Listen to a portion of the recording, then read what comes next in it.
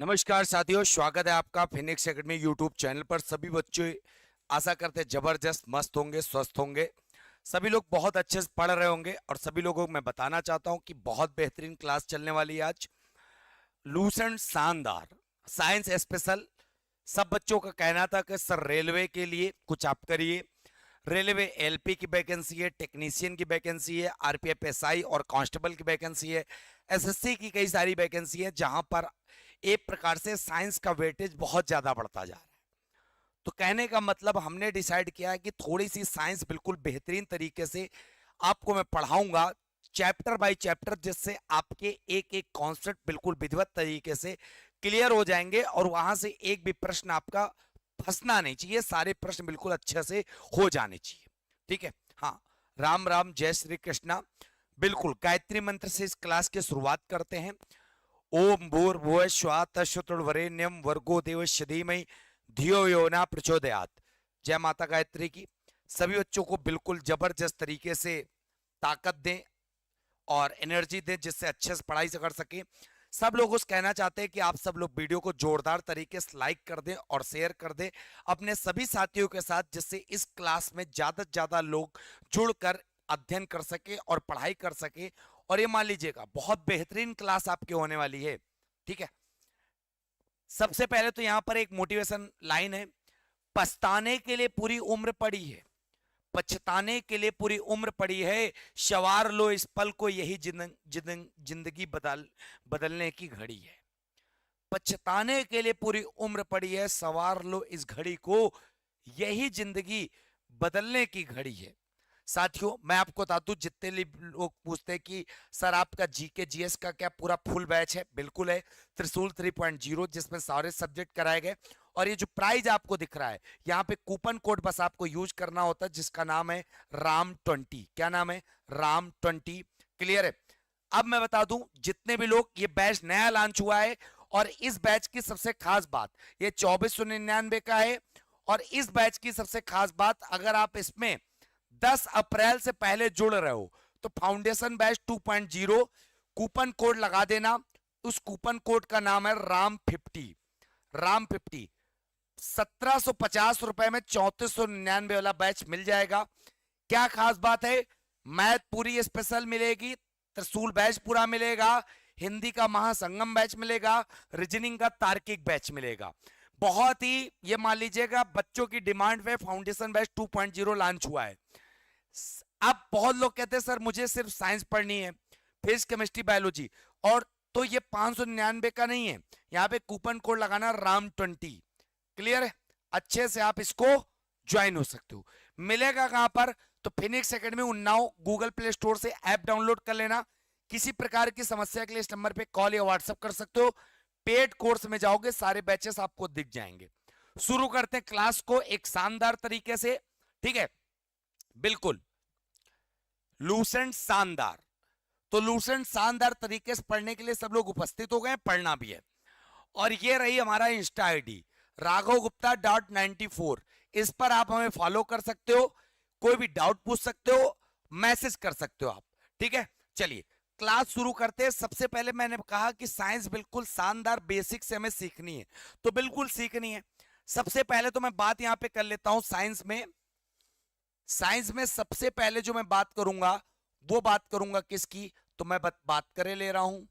सबसे पहले मैं साइंस की अगर बात करूंगा तो बेसिक से, कि साइंस जो वर्ड है, साइंस वर्ड जो तुम लोग सुना करते हो कि आखिरकार साइंस वर्ड किससे बना है, कैसे, क्या है, इसका अर्थ क्या है, तो मैं आपको बताना चाहता हूं। बहुत ध्यान से सुनते चलो। सिर्फ साइंस शब्द जो बना है ना, वो किससे बना है? साइंस वर्ड जो बना है वो साइंटिया वर्ड से बना है। किससे बना हुआ है? साइंटिया। साइंटिया वर्ड से बना है साइंस, याद कर लेना। और अगर तुमसे कहा जाए साइंटिया वर्ड जो है वो किस भाषा का शब्द है, तो याद कर लेना, साइंटिया शब्द से जो साइंस बना है, ये जो शब्द है ये लैटिन भाषा से बना हुआ है। किस भाषा से? लैटिन भाषा से। अब यहीं पर मैं आपको बता दूं बहुत ध्यान से, कि जो साइंटिया का अर्थ होता है, साइंटिया का जो अर्थ होता है वो अर्थ क्या होता है? तो साइंटिया के दो अर्थ निकल के आते हैं। उन दो अर्थों का मतलब क्या है? एक अर्थ होता है नॉलेज, नॉलेज, और नॉलेज का मतलब होता है ज्ञान। क्या मतलब होता है? ज्ञान। और एक अर्थ होता है टू नो, टू नो जिसको हम लोग बोलते हैं जानना। क्या बोलते हैं? जानना। क्लियर है? तो कहने का मतलब साइंस के ये दो एक प्रकार से साइंटिया के अर्थ हैं। तो आप आराम से बिल्कुल इसको बता सकते हो जबरदस्त तरीके से। कई प्रकार की आपने साइंस देखी होगी, लेकिन साइंस में कुछ मैं आपको बता दूं बहुत बेहतरीन तरीके से जिनके जनक पूछे जाएंगे। जैसे साइंस में सबसे पहले मैं बात कर लूं, यहां पर एक तरफ हो जाएगा नाम। जैसे तुमसे सबसे पहले कहा जाएगा फिजिक्स। फिजिक्स मतलब अगर तुमसे कह दिया गया फिजिक्स के जनक बताओ, फिजिक्स के जनक बताओ, इधर क्या नाम लिखोगे? जनक, फादर। तो अगर तुमसे कहा जाए कि भौतिक विज्ञान के जनक कौन है? किसके? बिल्कुल बच्चे, भौतिक विज्ञान के अगर तुमसे जनक कहा जाए तो क्या नाम लगाओगे? तो सबको पता होना चाहिए भौतिक विज्ञान के जनक न्यूटन जी को कहते हैं। न्यूटन साहब को फिजिक्स का जनक माना जाता है। लेकिन यहीं पे सवाल एक बहुत बेहतरीन तरीके से बन जाता है कि मॉडर्न फिजिक्स के कौन है?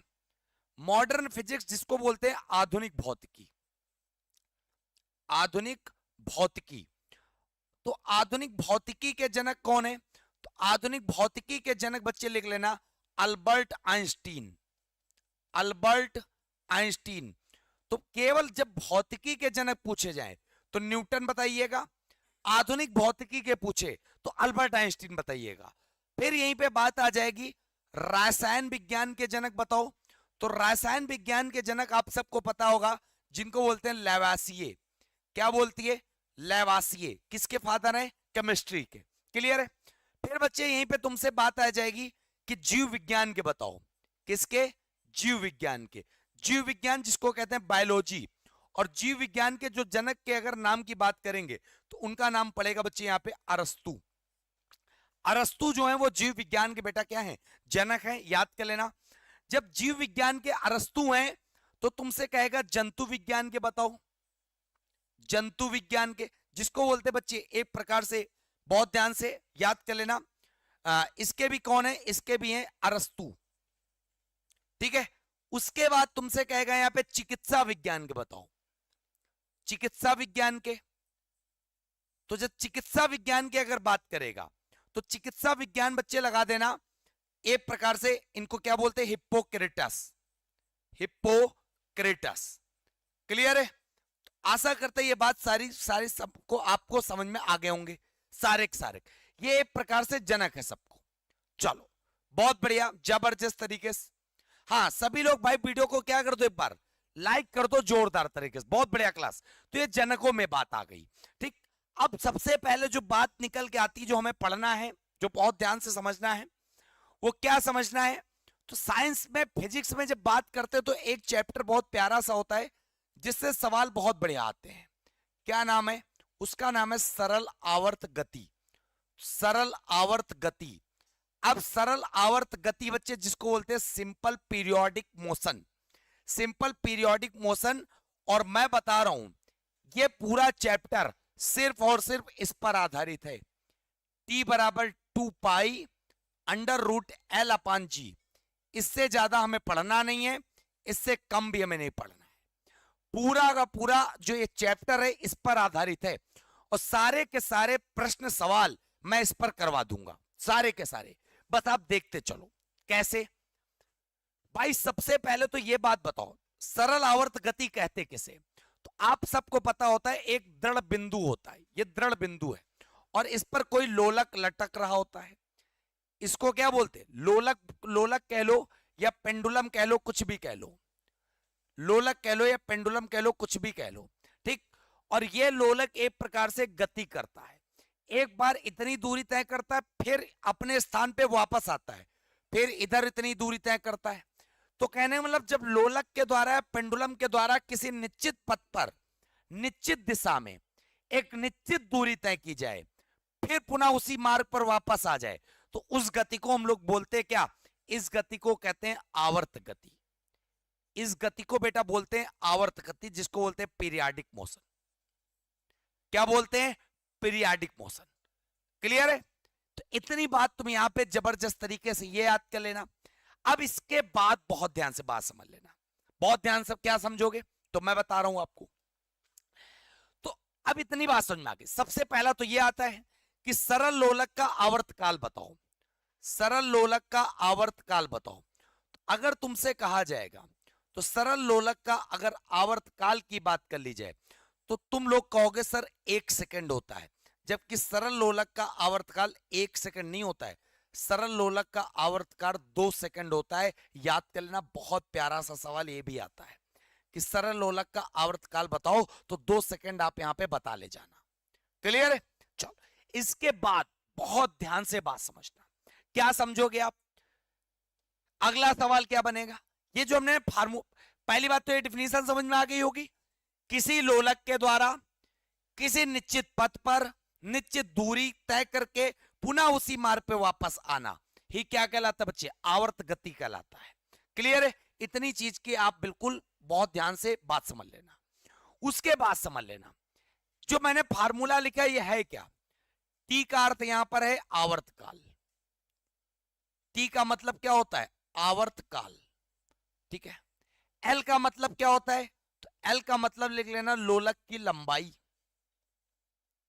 लोलक की लंबाई, पूरा का पूरा खेल इसी से, ये मान लीजिएगा, लोलक की लंबाई। जी का मतलब क्या है? जी का मतलब है गुरुत्वीय त्वरण। गुरुत्वीय त्वरण। ठीक है। तीन चीजें यहां पर आपको दिख रही थी चर राशि के रूप में, मैंने बता दिया। 2 पाई से यहां पर कोई लेना देना नहीं है और ना इसका होगा मतलब। अब यहां पर आप एक चीज देख रहे होगे, जो टी है आवर्तकाल, वो एल के क्या है बच्चे? प्रोपोर्शनल है, मतलब अनुक्रमानुपाती है। अनुक्रमानुपाती है। तो कहने का मतलब एक चीज तो ये पता चली कि T proportional under root L. इससे ये पता चलता है, बहुत ध्यान से बात समझ लेना, जो चीज जिसके अनुक्रमानुपाती होती, प्रोपोर्शनल होती है, जो फर्क इस पर पड़ेगा वही फर्क इस पर पड़ेगा। अगर एल बढ़ रही है तो टी भी बढ़ रहा है, अगर एल घट रही है तो टी भी घट रहा है। यह चीज बहुत ध्यान से याद कर लेना। ठीक। फिर यहीं पर ध्यान दीजिएगा, टी प्रोपोर्शनल टू 1/g, क्योंकि जी जो है वो क्या है इसके? Inverse proportional. इनवर्स प्रोपोर्शनल का मतलब ये हो गया बच्चे कि अगर टी बढ़ रहा तो जी घट रहा, जी घट रहा तो ये बढ़ रहा, ये बढ़ रहा तो ये घट रहा। पहले तो ये बात बताओ कमेंट करके, समझ में आ गई कि नहीं आ गई? जल्दी से सभी लोग कमेंट करके बता दो। सारे एग्जाम्स के लिए इंपॉर्टेंट होंगी, बस आप पढ़ते चलो।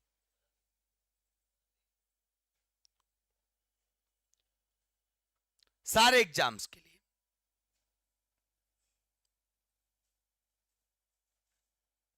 इतनी बात आपको समझ में आ गई है?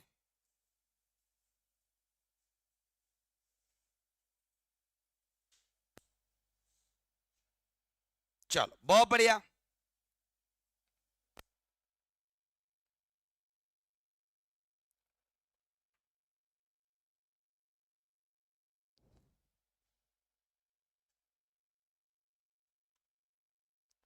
हाँ, ये मेन चीज ध्यान लो, ये चीज ध्यान कर लो। जो टी है आवर्तकाल, टाइम पीरियड, वो लोलक जो पेंडुलम की लेंथ होती है उसके अनुक्रमानुपाती है। अगर ये बढ़ेगा तो ये बढ़ेगा, ये घटेगा तो ये घटेगा। और जो टी है वो जी के इनवर्स प्रोपोर्शनल है, व्युत्क्रमानुपाती। अगर ये बढ़ेगा तो ये घटेगा, ये घटेगा तो ये बढ़ेगा, मतलब जस्ट अपोजिट होगा मामला। क्लियर है? इतनी बात समझ में आ गई? अब बात समझ लेना। हाँ आर एन चौधरी, बिल्कुल बेटा। सभी लोग एक बार बस वीडियो को क्या कर दो, शेयर कर दो यार साथियों के साथ। सभी साथियों के साथ वीडियो को क्या कर दो बच्चे, शेयर कर दो धमाकेदार तरीके से। ठीक है। हाँ, नेक्स्ट देखो। अब यहां पे सबसे पहला सवाल, बात समझ लेना। जो सवाल आते हैं क्या आता है, तो बात समझ लेना।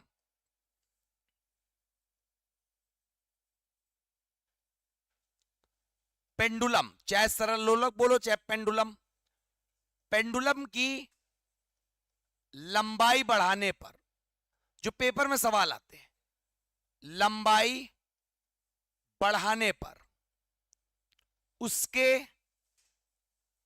आवर्तकाल पर क्या प्रभाव पड़ेगा? उसके आवर्तकाल पर क्या प्रभाव पड़ेगा, उसके आवर्तकाल पर क्या प्रभाव पड़ेगा। क्लियर है। अब इस तरह के सवाल आएंगे, ऑप्शन तुम्हारे पास लिखे होंगे।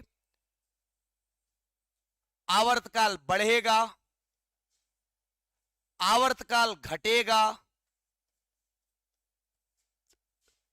कोई प्रभाव नहीं,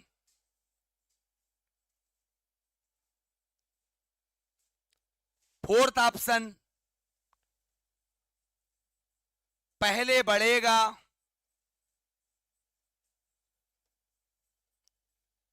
फिर घटेगा,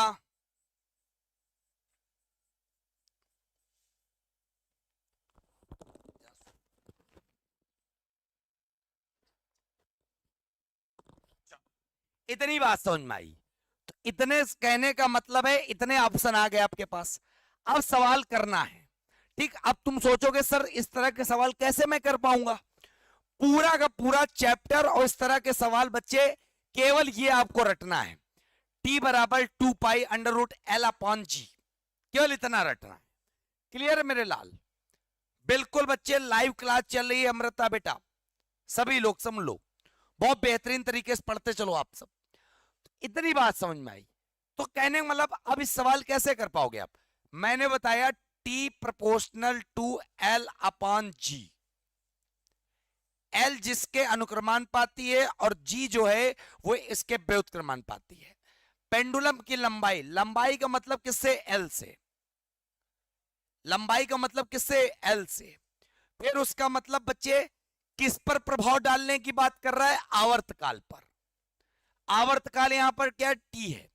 तो एक चीज तुम देख रहे हो कि लंबाई क्या की जा रही है यहां पे, बढ़ाने पर। अगर लंबाई बढ़ा दो तो उसके आवर्तकाल पर क्या प्रभाव पड़ेगा। मैंने सिंपल सा कॉन्सेप्ट बताया कि अगर ये दोनों अनुक्रमानुपाती है, एक बढ़ेगा तो दूसरा बढ़ेगा, एक घटेगा तो दूसरा भी घटेगा। तो लंबाई बढ़ाने पर आवर्तकाल भी तो बढ़ेगा, क्योंकि ये बढ़ेगा तो ये बढ़ेगा, तो आवर्तकाल यहां पर आंसर क्या लग जाएगा बच्चे, बढ़ेगा लग जाएगा। आवर्तकाल क्या हो जाएगा, बढ़ेगा। क्लियर है। तो बहुत अच्छे समझ में आ गया होगा। पहला सवाल हो गया इस चैप्टर का। दूसरा सवाल, पूरा सवाल सेम है, सिर्फ केवल और केवल काम क्या करना है, पूरा सवाल सेम है, यहां पे केवल इतना है, लंबाई घटाने पर, लंबाई घटाने पर आवर्तकाल पर क्या प्रभाव पड़ेगा,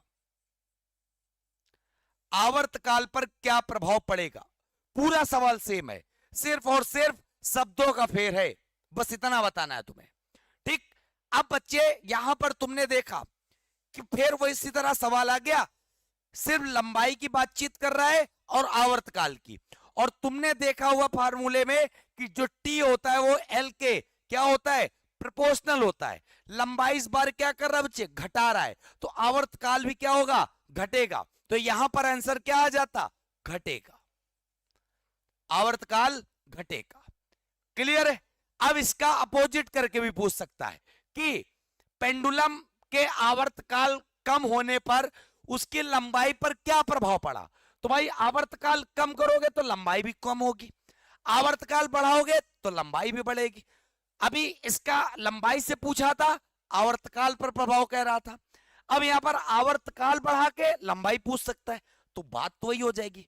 तो बच्चे एक प्रकार से कमेंट करके बताओ समझ में आया कि नहीं आया। इस तरह के बहुत सारे सवाल हैं जो मैं आपको सिर्फ और सिर्फ इससे करवा दूंगा, सिर्फ और सिर्फ इससे करवा दूंगा। और आज के बाद ये चैप्टर जैसी नामक बीमारी को आप जड़ से मिटा दोगे।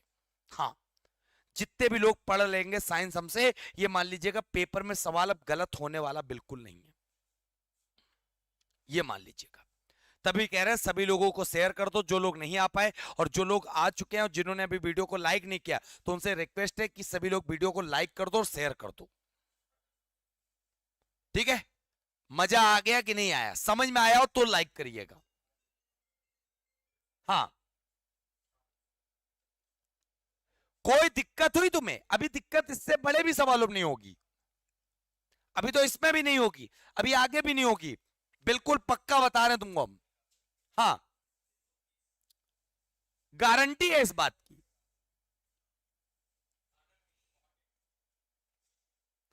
बिल्कुल बिल्कुल, अनुक्रमानुपाती, डायरेक्टली प्रोपोर्शनल, तो वो बढ़ेगा तो वो बढ़ेगा आराम से, सिर्फ और सिर्फ इसी फार्मूले से बता लोगे। शाम 7 बजे क्लास मिलेगी आपको, ये शाम 7 बजे। इतनी बात समझ में आ गई? अब मेरे लाल बहुत ध्यान से बात समझ लेना। क्या समझोगे तो बात समझ लेना। हां, तीसरा सवाल, किसी पेंडुलम, किसी पेंडुलम का आवर्तकाल बढ़ाने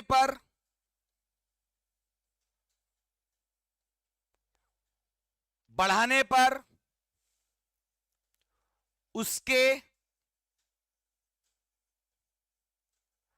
गुरुत्वीय त्वरण पर क्या प्रभाव पड़ेगा?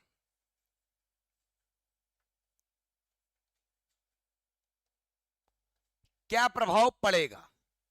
क्लियर है कहने का मतलब? अब बालक यहां पे बहुत ध्यान से बात समझ लेना। इतनी बात समझ में आ गई?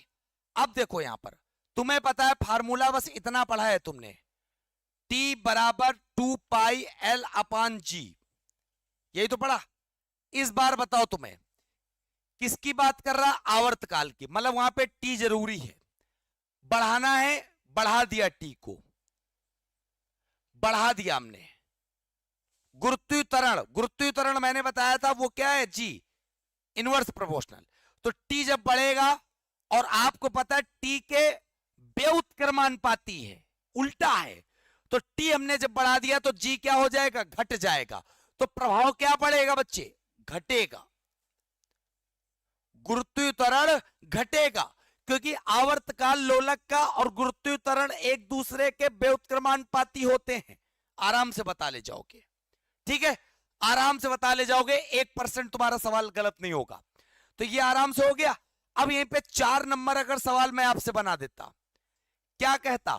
बस इतना ही कहता कि आवर्तकाल है, आवर्तकाल बच्चे घटाने पर, आवर्तकाल घटाने पर, आवर्तकाल घटाने पर गुरुत्वीय त्वरण पर क्या प्रभाव पड़ेगा? ग्रेविटी पर क्या प्रभाव पड़ेगा?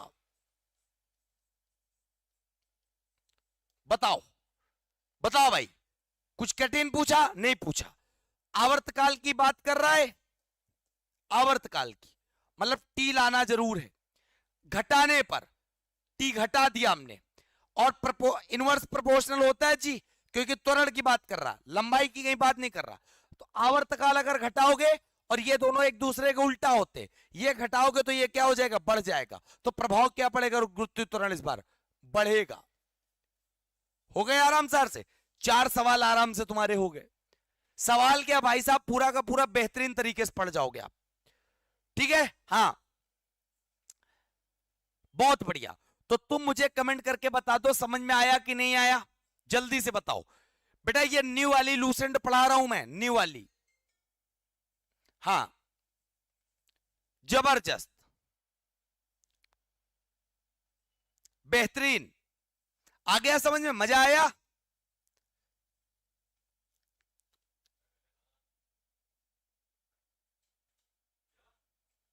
बहुत बढ़िया, जबरदस्त। अब देखो अगला सवाल बच्चे, अगला सवाल क्या कह रहा है? पेंडुलम को, पेंडुलम को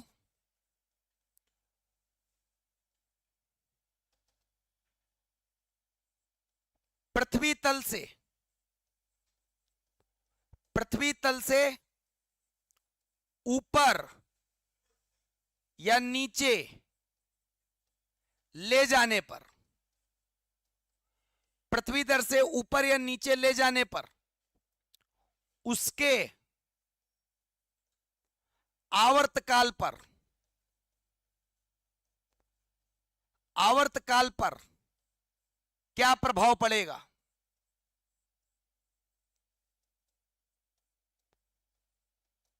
क्या प्रभाव पड़ेगा भैया? इस बार सवाल बिल्कुल अलग लेवल का पूछ लिया। तो भाई मैं आपको बता दूं, बहुत ध्यान से बात समझ लेना। ये जो पृथ्वी तल है ना, बहुत अच्छे से याद कर लेना। पृथ्वी, पृथ्वी पर ये क्या होती बच्चे? पृथ्वी पर याद कर लेना, ये होती विषुवत रेखा, जिसको कहते हैं भूमध्य रेखा। इसको क्या बोलते हैं? इक्वेटर बोलते हैं। और ये क्या कौन सा है? ये ध्रुव। लेकिन ये ध्रुव कौन सा बच्चे? North pole. और ये वाला ध्रुव कौन सा है? South pole. ये नॉर्थ पोल है, ये साउथ पोल है। मतलब ऊपर वाला उत्तरी ध्रुव है, नीचे वाला दक्षिणी ध्रुव है। ये बात आपको पता होनी चाहिए बिल्कुल जबरदस्त तरीके से। बताओ पता है कि नहीं पता है? पहले बताओ, समझ में ये बात पता है नहीं पता तुम्हें? भाई ध्रुव तो पता होगा ना।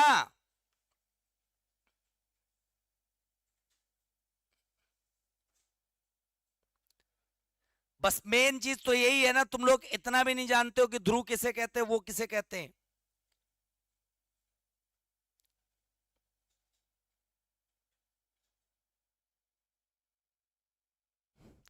चलो इधर देखो। अब एक शब्द तुमने सुना होगा स्मॉल जी का। तो अगर जब स्मॉल जी की बात करेंगे, जिसको बोलते हैं जी बराबर, खूब पढ़े हो तुम, तो याद कर लेना ध्रुवों पर जो होता है ना स्मॉल जी, वो अधिकतम होता है। अधिकतम मतलब मैक्सिमम। और आपने जी की वैल्यू वहां पर पढ़ी होगी 10 मीटर पर सेकंड स्क्वायर, पढ़िए।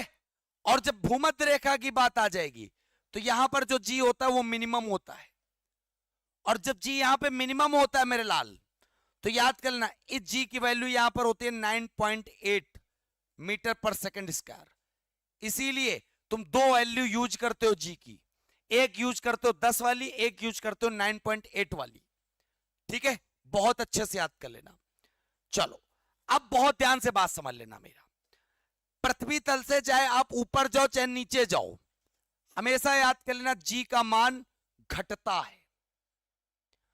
पृथ्वी तल से चाहे आप ऊपर जाओ चाहे नीचे जाओ, जी का मान हमेशा क्या होगा? घटेगा। चाहे पृथ्वी तल से ऊपर जाओ चाहे पृथ्वी तल से नीचे जाओ, जी का मान हमेशा घटेगा। तो अब एक बात बताओ, पेंडुलम को तुम पृथ्वी से चाहे ऊपर ले जाओ चाहे नीचे ले जाओ, जीत का मान तो हमेशा क्या होगा बच्चे? घटेगा। क्लियर है? तो कहने का मतलब है टी इनवर्स प्रोपोर्शनल टू जी। अब पृथ्वी तल से चाहे ऊपर ले जाओ चाहे नीचे ले जाओ, जी का मान क्या होगा? घटेगा। तो टी क्या हो जाएगा? बढ़ जाएगा। क्योंकि जो आवर्त काल है वो गुरुत्वीय त्वरण के क्या होता है?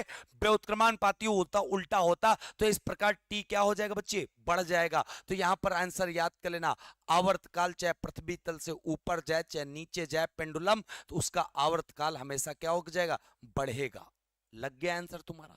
क्योंकि मैंने तुमको कॉन्सेप्ट समझाया, मैंने तुमको कॉन्सेप्ट समझाया, आप अच्छे से बता ले जाओगे।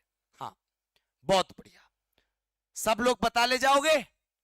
बताओ भैया, कमेंट करके बताओ समझ में आ गया ना? बताओ किसको किसको ये बात समझ में आ गई है? मैंने ये भी बता दिया जी का मान जो अधिकतम होगा वो कहां पर होगा? ध्रुवों पर होगा मेरे लाल। चाहे वो नॉर्थ ध्रुव हो चाहे वो साउथ पोल हो। और भूमध्य रेखा पर जी का मान याद कर लेना न्यूनतम होता मिनिमम कितना? 9.8 मीटर पर सेकंड स्क्वायर। ठीक है? हाँ बिल्कुल, अभी नेहा सिंह बता रहे हैं, आप परेशान मत हो। समझ में आया कि नहीं आया बस इतना बताओ, फिर उसके बाद आगे। अगर आ रहा है तो वीडियो को लाइक और शेयर जरूर करते रहो यार आप सब। हाँ, क्योंकि आपका लाइक और शेयर ही इंपॉर्टेंट है इस समय। बहुत बढ़िया। अब मेरे लाल बहुत ध्यान से बात समझ लेना। क्या समझोगे? अब 6 नंबर यहां पे, पेंडुलम को पेंडुलम को उपग्रह पर ले जाने पर, उपग्रह पर ले जाने पर आवर्तकाल पर क्या प्रभाव पड़ेगा? ले जाने पर आवर्तकाल पर क्या प्रभाव पड़ेगा?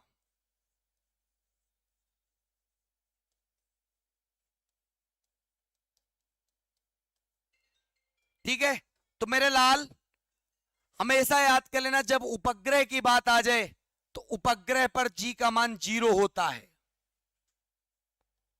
उपग्रह पर जो जी का मान होता है वो क्या होता है? 0। अब एक बात बताओ, आवर्तकाल और आवर्तकाल का पूछ रहा तो टी तो इसके इनवर्स प्रोपोर्शनल होता, और जब 0 हो जाएगा और जब जी यहां पे 0 हो जाएगा तो टी क्या हो जाएगा? अब एक बात बताओ, आपको पता है 0 मतलब ये शून्य है, तो उसका अपोजिट क्या है? अनंत। इतना ज्यादा है कि जिसकी कोई गणना ही नहीं की जा सकती। तो कहने का तात्पर्य जब जी 0 है तो टी क्या हो जाएगा? अनंत। याद कर लेना, आवर्तकाल यहां पर क्या हो जाएगा? अनंत। उपग्रह पर किसी अगर पेंडुलम को आप ले जा रहे हो तो क्यों? क्योंकि आपको पता है 0 का उल्टा क्या होता है? अनंत होता है, इन्फिनाइट होता बच्चे। ठीक है, कोई चीज अगर 0 है तो 0 का उल्टा क्या है? अनंत। क्लियर हो गया ये बात बच्चे? नेहा, नेहा बेटा आपका डाउट ये क्लियर हो गया? हाँ, ये भी बात समझ में आ गई आपको? चलो आगे आओ।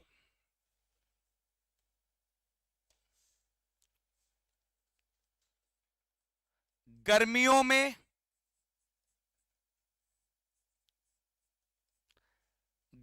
में पेंडुलम के आवर्तकाल पर क्या प्रभाव पड़ेगा? पेंडुलम के आवर्तकाल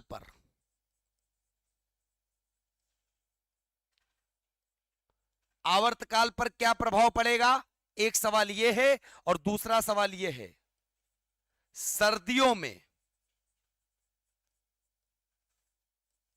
पेंडुलम के आवर्तकाल पर क्या प्रभाव पड़ेगा मेरे लाल? दो सवाल यहां पर मैं लेकर आया हूं, एक गर्मियों में और एक सर्दियों में, दोनों की बात कर रहा हूं मैं। ठीक है, हाँ, दोनों की जब बात कर रहा हूं तो आपको बताना है यहां पे। अब एक बात सुन लेना बहुत ध्यान से, गर्मियों में एक प्रकार से याद कर लेना, गर्मियों में T proportional to under root L होता है। गर्मियों में लोलक की लंबाई बढ़ जाएगी तो आवर्तकाल भी क्या हो जाएगा? बढ़ जाएगा। तो गर्मियों में पेंडुलम के आवर्तकाल क्या प्रभाव पड़ेगा? आवर्तकाल बेटा बढ़ेगा। और जब आवर्तकाल बढ़ेगा मतलब समय ज्यादा लग रहा है तो घड़ी कैसी चलेगी? तो याद कर लेना, गर्मियों में घड़ी जो हो जाएगी वो सुस्त हो जाएगी। होता नहीं है भाई, गर्मी में इतनी गर्मी लग रही कि आराम आराम काम हो रहा। ठीक है, आराम आराम काम हो रहा। तो कहने का मतलब है, बहुत अच्छे से बता सकते हो आप कि गर्मियों में पेंडुलम की लंबाई बढ़ जाएगी जिससे आवर्तकाल भी बढ़ेगा, और घड़ी जिससे क्या हो जाएगी? स्लो चलने लगेगी, सुस्त चलने लगेगी। बता सकते हो आप। ठीक है, इधर आ जाओ। सर्दियों में पेंडुलम के आवर्तकाल पर क्या प्रभाव पड़ेगा? सर्दियों में बच्चे जो एक प्रकार से लोलक की लंबाई है ना वो कम हो जाएगी, और ये कम हो जाएगी तो आवर्तकाल भी क्या हो जाएगा? कम हो जाएगा। तो आवर्तकाल पर जो प्रभाव पड़ेगा, आवर्तकाल क्या हो जाएगा? घटेगा। और घड़ी मतलब क्या हो जाएगी? तेज चलेगी। याद कर लेना, सर्दियों में घड़ी जो हो जाएगी सुस्त की बजाय क्या हो जाएगी बच्चे? तेज हो जाएगी सर्दियों में। तो दोनों के दोनों कॉन्सेप्ट बहुत अच्छे से आप बता सकते हो, जबरदस्त तरीके से। ठीक है, तो बस मुझे इतना बता दो कि आप सबको ये कॉन्सेप्ट समझ में आ रहे कि नहीं आ रहे। सारे सवाल हैं बेहतरीन तरीके से, ये मान लीजिएगा। आप कहीं भी पढ़ाओ साइंस, बिल्कुल जबरदस्त तरीके से चैप्टर कंप्लीट करा दे रहे तुमको, 1% दिक्कत नहीं होगी। अब आगे भी बताने जा रहे, बात समझ लेना। तो पहले तो मुझे बता दो ये समझ में आ गया कि नहीं आ गया?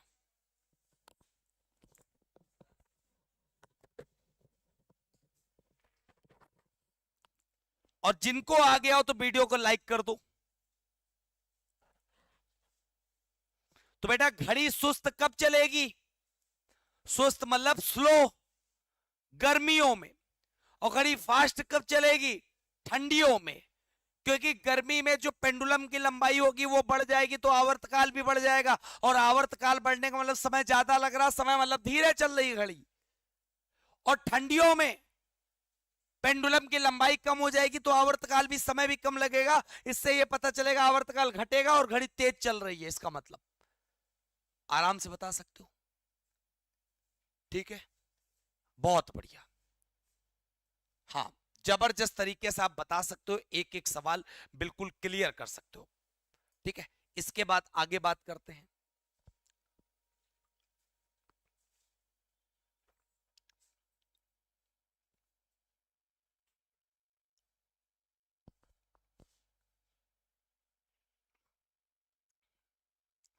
आगे बेटा अगला सवाल बहुत बढ़िया है। अगला सवाल देख के तुम्हें मजा आ जाएगा। क्या है, तो इधर देखना। झूला झूलते हुए कोई लड़की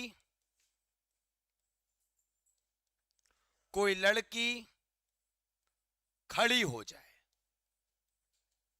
खड़ी हो जाए,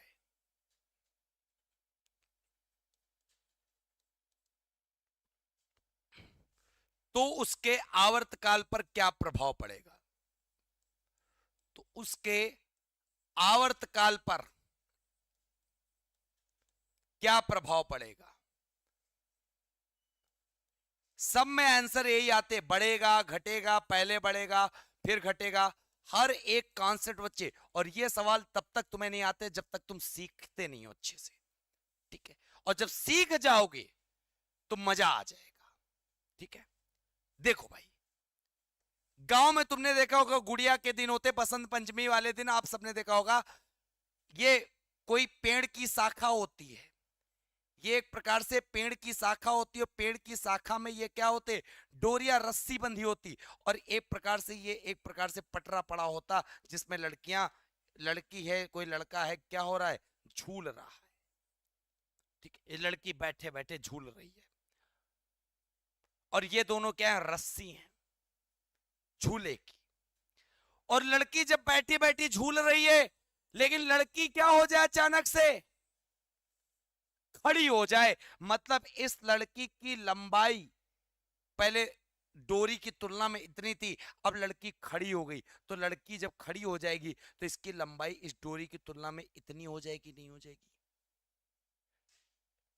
इससे यह पता चला कि जब लड़की बैठी थी तो डोरी की जो लंबाई थी वो लड़की की लंबाई की तुलना में ज्यादा थी, और जब लड़की खड़ी हो गई तो डोरी की लंबाई लड़की की लंबाई की तुलना में क्या हो गई, उसके सापेक्ष में कम हो गई।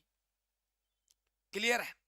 तो कहने का मतलब है जैसे ही कम हुई, इसका मतलब है जो टी होए वो एल से डिपेंड है, और लड़की के खड़ी होने पर लंबाई क्या हो गई, झूले की डोरी की कम हो गई, तो आवर्तकाल भी क्या हो जाएगा, कम हो जाएगा। तो यहां पर याद कर लेना, अगर झूला झूलते समय कोई लड़की अचानक से झूले में खड़ी हो जाए तो उसके आवर्तकाल पे क्या प्रभाव पड़ेगा, घटेगा। आवर्तकाल क्या हो जाएगा, घटेगा। ठीक है, इतनी बात तुम मुझे कमेंट करके बताओ, समझ में आया है कि नहीं आया है? आ गया? अगर आ गया है तो बता दो बेटा, ईएमआरएस की वैकेंसी अगस्त सितंबर में आएगी।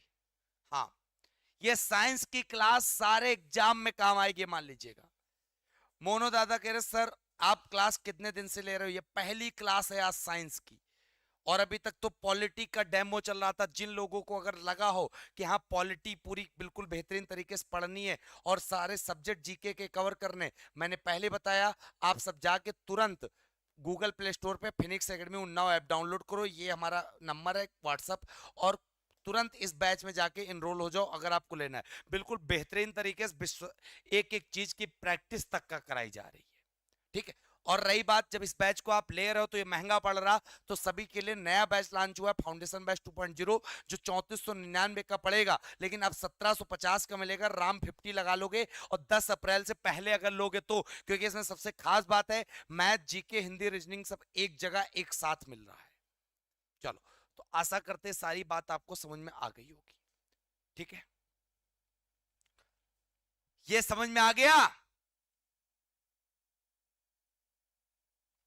हाँ, बहुत बढ़िया, शाबाश।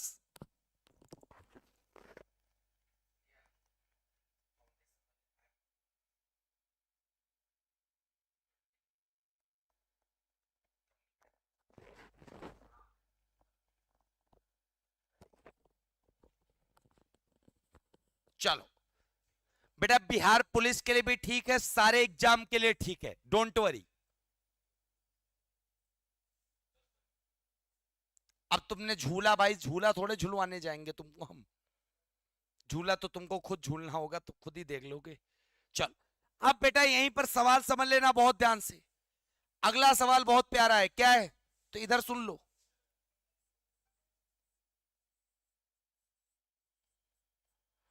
झूला झूलती हुई लड़की के बगल में, लड़की के बगल में कोई अन्य लड़की आकर बैठ जाए, अन्य लड़की आकर बैठ जाए,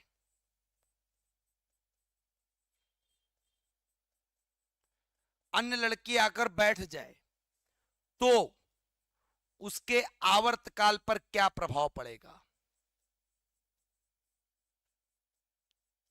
तो उसके आवर्तकाल पर क्या प्रभाव पड़ेगा?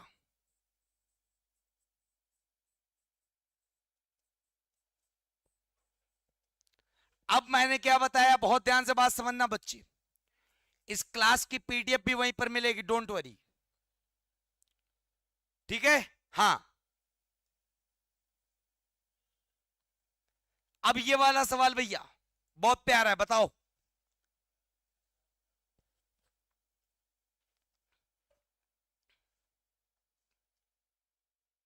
बताओ भैया। अब मैंने कहा कि इस झूला झूलते समय इस लड़की के बगल, ये जो लड़की बैठी थी, इसके बगल में कोई दूसरी लड़की आकर बैठ गई भाई, ये भी बैठी, ये भी बैठ गई, कोई दूसरी अन्य लड़की आकर बैठ गई है। तो अब भैया, अब सिंपल सी बात है, जब झूले के पटरे पर एक लड़की बैठी झूल रही है आसाम से, दूसरी लड़की आकर बैठ जाएगी, तो तुम बताओ क्या झूले की स्पीड कम हो जाएगी, या आवर्तकाल कम हो जाएगा, या बढ़ जाएगा? खुद बताओ। अब इधर बात सुन लो, कोई लड़की आकर बैठ जाए या और कोई बैठ जाए, कोई दिक्कत नहीं होगी, क्योंकि आपने फार्मूला क्या पढ़ा हुआ है, T proportional to under root L upon G. यहां पे तीन चीजें पढ़ी हैं, आवर्तकाल, लंबाई, त्वरण।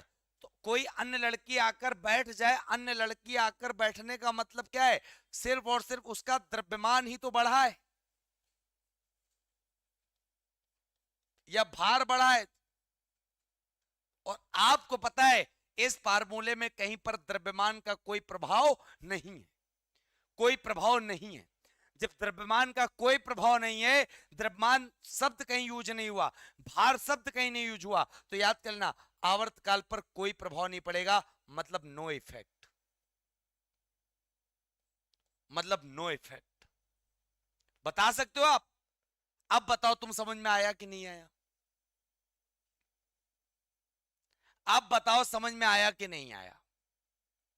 जबरदस्त तरीके से। पीयूष जी कह रहे हैं सर ऐसा पढ़ाइए पीडीएफ की जरूरत ही न पड़े। बिल्कुल बच्चे वैसे ही पढ़ा रहे हैं, आप पढ़ो तो वीडियो को लाइक करो, शेयर करो धमाकेदार तरीके से। समझ में आ गया? तुमको खुद सोचना है, कोई लड़की आकर बैठ गई तो उसका भार ही तो बढ़ रहा, तो क्या कहीं पर भार की बात की गई? देखो पूरे 1 से लेकर 10 तक का हमने बता दिए, इस चैप्टर के जितने भी सवाल थे सारे सवाल, इससे ज्यादा सवाल नहीं आते। हमने कहा था सिर्फ याद कर लेना, तो क्या सिर्फ ये? तो पहले तो बताओ, सरल आवर्त गति के जितनी भी चीजें बताई तुमको समझ में आई हैं कि नहीं आई हैं, बस इतना कमेंट करके बता दो। हाँ, बहुत बढ़िया,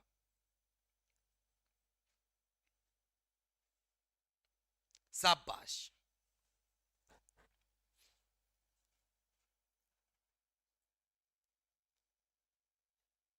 बहुत अच्छे समझ में आ गया, शाबाश। अब मेरे बच्चे बहुत ध्यान से बात समझना, क्या बताने जा रहा हूं तो मेरी बात सुन लेना। अब साइंस में एक सवाल बहुत प्यारा तुमने सुना होगा, अदिश राशियों का, जिसको बोलते हैं क्या, स्केलर क्वांटिटी।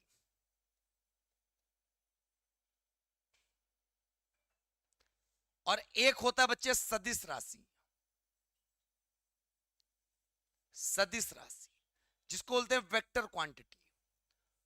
दोनों में फर्क इतना होता है कि जो अदिश राशि होती है उसमें सिर्फ और सिर्फ क्या होता है, परिमाण, जिसको बोलते हैं मैग्नीट्यूड। और सदिश राशि में परिमाण तो होगा, परिमाण के साथ साथ डायरेक्शन भी होगा, मैग्नीट्यूड भी होगा, साथ में डायरेक्शन, दिशा भी होगी।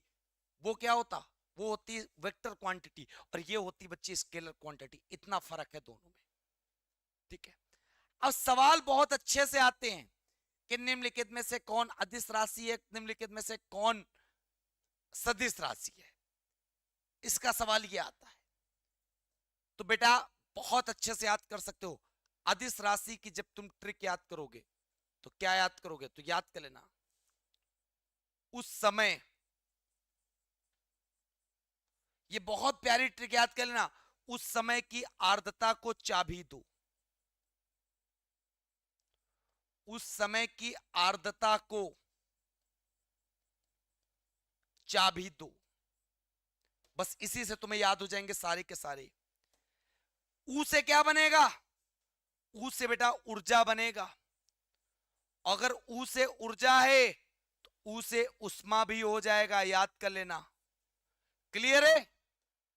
फिर बेटा सा से क्या याद करोगे, सा से तो ऑलरेडी कुछ ना याद करो, आप यहां पे डायरेक्ट देख लेना, समय, समय ऑलरेडी यहां पर आ गया, समय लिख लेना। ऊर्जा हो गया, उष्मा हो गया, समय हो गया। फिर की से कार्य याद कर लेना, आ से आयतन याद कर लेना, द्रा से द्रव्यमान याद कर लेना, ता से ताप याद कर लेना। एक एक सवाल बिल्कुल रट रट मारना, ठीक है। चा से चाल याद कर लेना, बी से विद्युत धारा याद कर लेना, और दो से बेटा दाब याद कर लेना। ये तो हो गए ट्रिक के माध्यम से जितनी भी अदिश राशियां थी। इनके अलावा अदिश राशियों में अगर मैं बात करूं, एक तुमने डेंसिटी वर्ड सुना होगा, घनत्व, वो भी बच्चे इसी में शामिल है। एक तुमने सुना होगा लंबाई, लेंथ, ये भी इसी में शामिल है। और एक तुमने सुना होगा सरफेस टेंशन, पृष्ठ तनाव, जिसके कारण वर्षा की बूंदें गोल होती हैं, क्यों, तो पृष्ठ तनाव कारण। तो इतनी बच्चे हमने तुमको चीजें भौतिक चीजों में बताई, राशियों में, जो एक प्रकार से अदिश राशियों के उदाहरण है। अब तुमसे सवाल जैसे कहे कि निम्नलिखित में से कौन अदिश राशि है, स्केलर क्वांटिटी है या नहीं है, तो आप इसको आराम से बच्चे क्या कर सकते हो, बता सकते हो, डिफाइन कर सकते हो, ठीक है। तो बताओ, बता सकते हो, कोई दिक्कत है नहीं, बताओ जल्दी, है किसी को दिक्कत। चलिए, सिंपी कुमारी सर आपकी राइटिंग बहुत सुंदर है, थैंक यू बच्चे। अब यहां पे बात आती है सदिश राशियों की। तो जब सदिश राशि की बच्चे बात आ जाए तो इसकी ट्रिक देख लेना।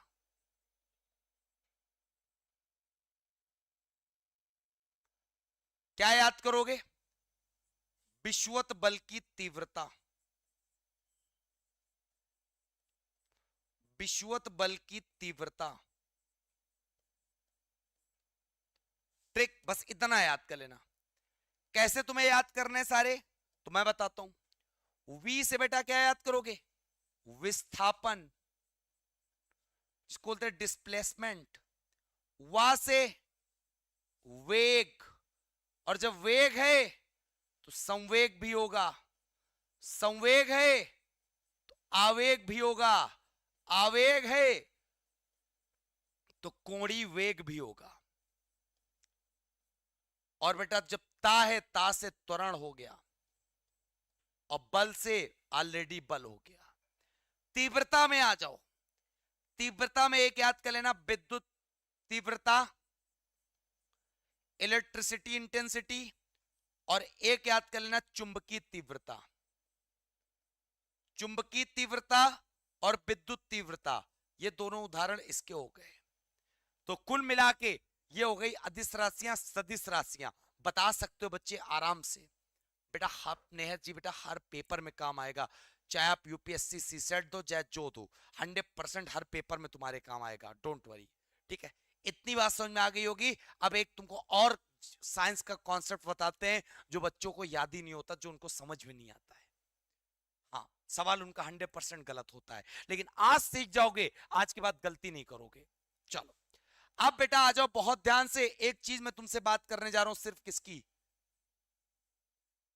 जल की।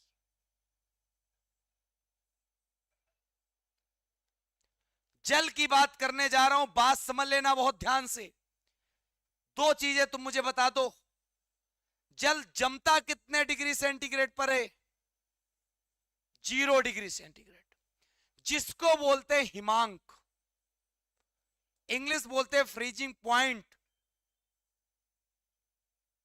क्लियर है? बर्फ किस पर बनती है? 0 पे। दूसरी बात, जल उबलता किस पर है? और जिस तापमान पर उबलता है, बॉइलिंग होता है, उसको बोलते हैं क्वथनांक। और क्वथनांक जो होता है वो 100 डिग्री सेंटीग्रेड होता है। सेंटीग्रेड में मैं बात कर रहा हूं, अभी केल्विन फॉरेनहाइट इसको कोई हमने बात ही जिक्र ही नहीं की है। ठीक है, इतनी बात समझ में आई नहीं? अब मेन चीज बात समझ लेना, जब जमता है हिमांक 0 पे, क्वथनांक 100 पे उबलता है, मतलब तुम्हें समझ में आ गया होगा। तीसरी बात समझ लेना, जल का घनत्व अधिकतम, मैक्सिमम घनत्व कितने डिग्री सेंटीग्रेड पर होता? जल का 4 डिग्री सेंटीग्रेड पर। पढ़े हो कि जल का सर्वाधिक घनत्व कितने डिग्री सेंटीग्रेड पर? 4 पे। बेटा अब एक तुमने फार्मूला पढ़ा होगा, घनत्व बराबर द्रव्यमान बटे आयतन, density equal to mass upon volume. तो एक बात बताओ मेरे लाल मेरे बच्चे, कि जब घनत्व तो अधिकतम है कितने पे? 4 पे, और घनत्व का अपोजिट कौन है? आयतन। जब घनत्व तो अधिकतम है 4 पे, तो न्यूनतम वही उतने डिग्री पे क्या होगा? आयतन होगा। तो जब जल का अधिकतम घनत्व की बात की जाए तो 4 डिग्री सेंटीग्रेड, लेकिन जब मिनिमम आयतन की बात करेंगे, न्यूनतम आयतन की, मिनिमम आयतन की, तो कहने का मतलब क्या है? कितने डिग्री सेंटीग्रेड लगेगा? 4 डिग्री सेंटीग्रेड ही तो लगेगा। 4 डिग्री सेंटीग्रेड ही तो लगेगा मेरे लाल मेरे बच्चे। इतनी बात समझ में आ गई आप सबको? बताइए फटाफट। इतनी बात समझ में आ गई है? जब न्यूनतम आयतन 4 डिग्री सेंटीग्रेड पे, अधिकतम घनत्व 4 डिग्री सेंटीग्रेड पे। इधर मेरी बात सुन लेना बहुत ध्यान से, इससे यह पता चला जो 0 डिग्री सेंटीग्रेड है, 1 डिग्री सेंटीग्रेड है, 2 डिग्री सेंटीग्रेड है, 3 डिग्री सेंटीग्रेड है, 4 डिग्री सेंटीग्रेड है। जब जल को हम 0 डिग्री सेंटीग्रेड से लेकर 4 तक ले जाएंगे, तो यहां तक आयतन इसका क्या होगा? आयतन इसका क्या होगा? जब न्यूनतम आयतन 4 डिग्री सेंटीग्रेड तक है, मतलब न्यूनतम 4 पे, तो उस 3 पे उससे ज्यादा, इस पे ज्यादा होगा। तो न्यूनतम आयतन जब 4 पे है, तो 0 से 4 तक जाने पर आयतन क्या हो रहा बेटा? घटता है। 0 से 4 तक जाने पर, 0 से 4 तक जाने पर आयतन क्या हो रहा मेरे लाल? घटता है ना? बताओ, 0 से 4 तक गए, आयतन क्या होता जा रहा है? घटता जा रहा है। अगर इस लाइन को ऐसे ना बनो तो ऐसे बना लेना मेरे बच्चे। बहुत प्यारा कॉन्सेप्ट है ये, मान लीजिए किताबों में भी ढूंढोगे तो ढूंढते रहोगे। ये क्या होता जा रहा? एक प्रकार से कह लेना, घटता जा रहा।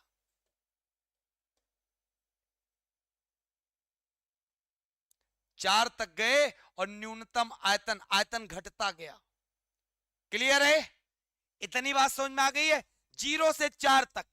अब एक बात बताओ, 4 के बाद आयतन क्या होगा? बढ़ना चालू होगा। यहां तक आयतन घट रहा था, 4 के बाद आयतन बढ़ने लगा। चार के बाद आयतन बढ़ने लगा। सवाल कैसे आता है पेपर में, तो मेरी बात समझ लेना, आंखें खुल जाएंगी। जल को जल को 2 डिग्री सेंटीग्रेड से 10 डिग्री सेंटीग्रेड तक गर्म करने पर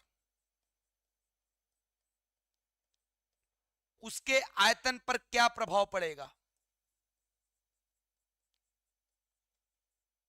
बताओ भैया, उसके आयतन पर क्या प्रभाव पड़ेगा?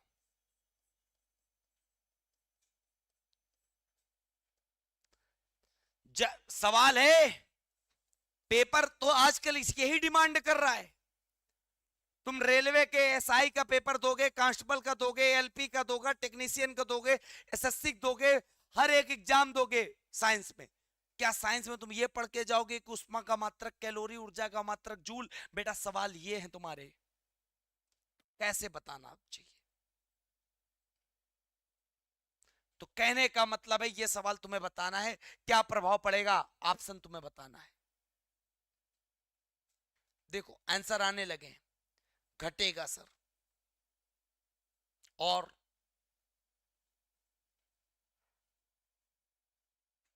बताओ क्या प्रभाव पड़ेगा? घटेगा, बढ़ेगा, कि कोई प्रभाव नहीं पड़ेगा? क्या आंसर आएगा?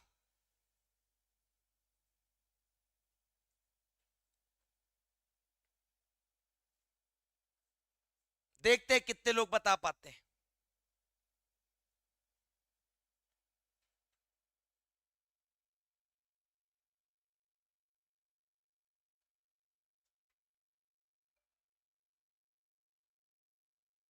इधर सुन लेना मेरे भाई, सबसे बड़ी बात इसने क्या बोल दी?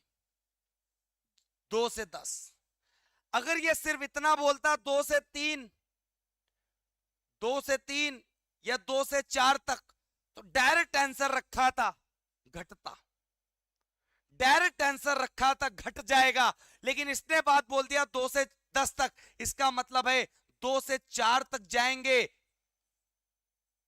तो आयतन पर प्रभाव क्या पड़ेगा? पहले घटेगा, लेकिन 4 के बाद जब 10 तक जाने की बात आएगी तो अब भाई घटेगा कहां पे? बढ़ेगा।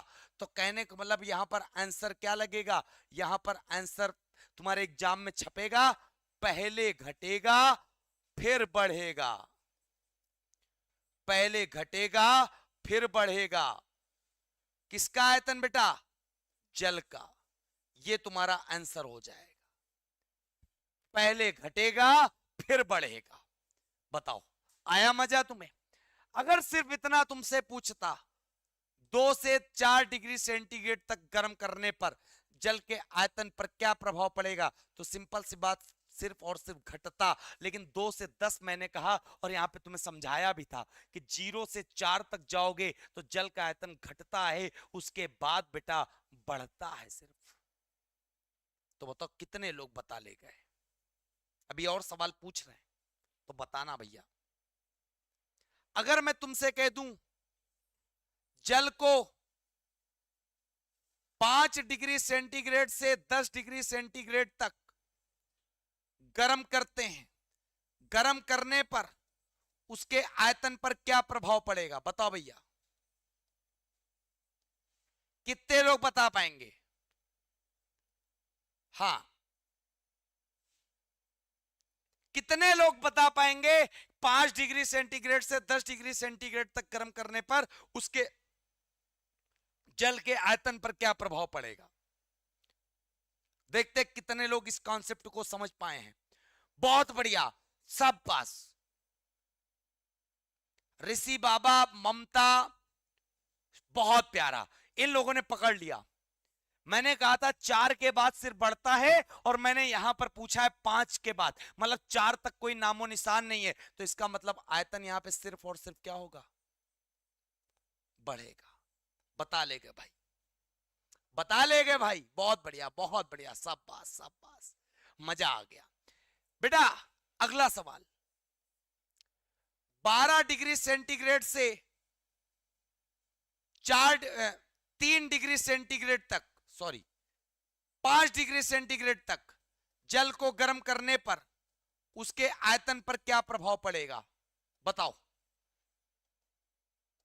12 डिग्री सेंटीग्रेड से 5 डिग्री सेंटीग्रेड तक लाने में उसके आयतन पर क्या प्रभाव पड़ेगा?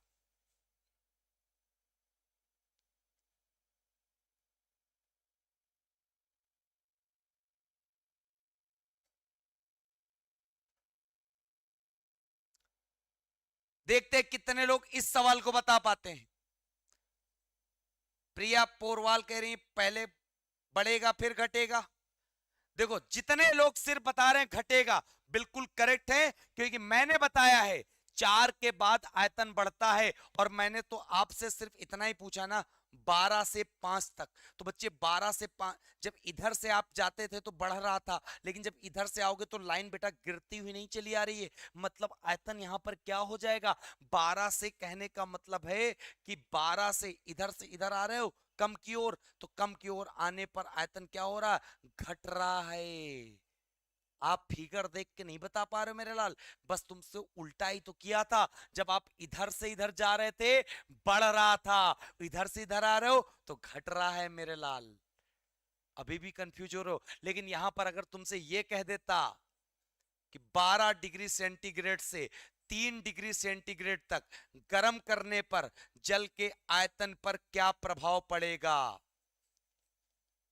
अगर मैं ये बात पूछ लेता तो सिंपल सी बात थी 12 से 3 तक, और मामला बदल कहां पे जाता है? 4 पे। तो 12 से पहले 4 तक आओगे तो क्या आएगा? घटेगा पहले। और 4 के बाद कहां पहुंचना है? 3 पे। तो इधर की ओर मार रहे हो रास्ता, इधर की ओर रास्ता मार रहे हो, तो 4 से 3 पहुंच रहे हो। ये देखो 4 से 3 पहुंच रहे हो तो क्या लाइन जा रही है? पहले 12 से 4 तक आए, घटता हुआ 4 से 3 तक पहुंचे, बढ़ेगा। कहने का मतलब है पहले घटेगा फिर बढ़ेगा। भाई देखो कितना अच्छा कॉन्सेप्ट हमने तुमको समझाया है जल के बारे में। जल का असामान्य प्रसार होता है, चाहे जैसे सवाल पूछ ले तुम उड़ा के रख दोगे। तुम लोग कमेंट करके बताओ ये कॉन्सेप्ट समझ में आया कि नहीं आया। तुम लोग मुझे कमेंट करके बताओ कॉन्सेप्ट समझ में आया कि नहीं आया। देखते हैं कितने लोगों को समझ में आ गया।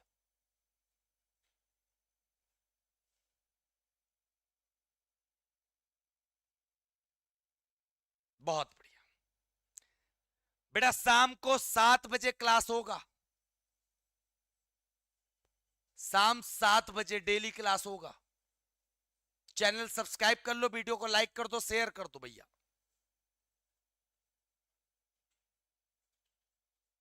आ गया? चलो सभी लोग बेटा कमेंट करके बताना। एक सवाल बहुत ध्यान से,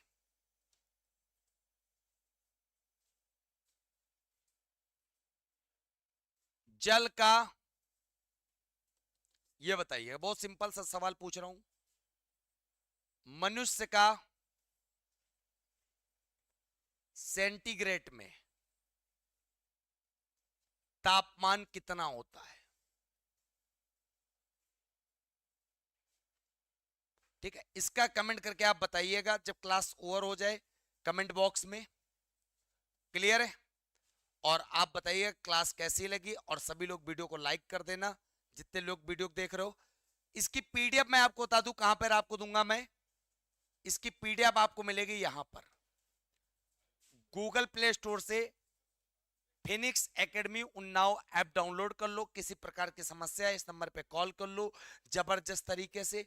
ठीक है, हाँ जबरदस्त तरीके से। और जितने भी लोगों में बता दूं साइंस स्पेशल बैच पढ़ना चाहते हैं तो राम 20 कूपन कोड लगा सकते हैं, जिसमें फिजिक्स केमिस्ट्री बायो पूरा पढ़ सकते हो लाइफ टाइम वैलिडिटी के साथ 599 के साथ। ठीक, अब जो बच्चे बता दें नया बैच है foundation batch 2.0, math GK Hindi reasoning सब तैयार करो। राम 50 कूपन कोड लगाओ 1750 में, जिसमें तुमको ये त्रिशूल बैच 3.0 इतना वाला मिल जाएगा, मैथ का मिल जाएगा, और महासंगम बैच मिल जाएगा, तार्किक बैच मिल जाएगा। सारे बैच एक जगह फाउंडेशन बैच में। ठीक है, तो साथियों विदा लेते हैं, मिलेंगे आपको एक नई क्लास में कल शाम 7 बजे। तब तक के लिए जय हिंद, जय भारत, वंदे मातरम।